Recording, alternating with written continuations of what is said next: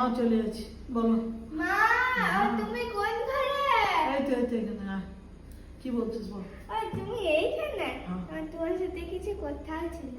সারাদিন তো কথা শুনে শুনে মাথা খারাপ, বলো কি কথা হচ্ছে। বলছি যে আমাদের আমাদের সব বন্ধুগুলোর কাছে নিজস্ব ফোন আছে, আমারও ফোন চাই।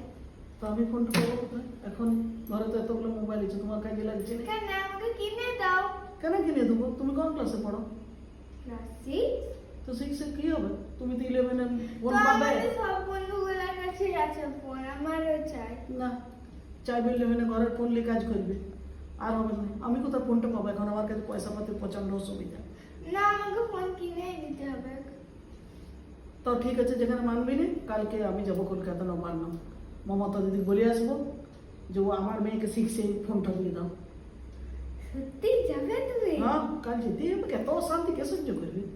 ফোনের অশান্তি। ঠিক আছে, তাহলে কালকে ভোরে ভোরে চলে যাও। হ্যাঁ, ভোরে যাবো একবারে 3:30 4টে। আমি বলিয়ে পরে আসবো, যখন পরশুকে ফোন করে পৌঁছে যায়।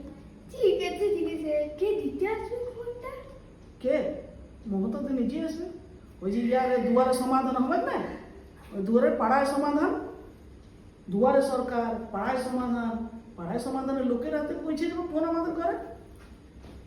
ঠিক আছে, তাহলে কালকে ভোরে ভোরে চলে যাও।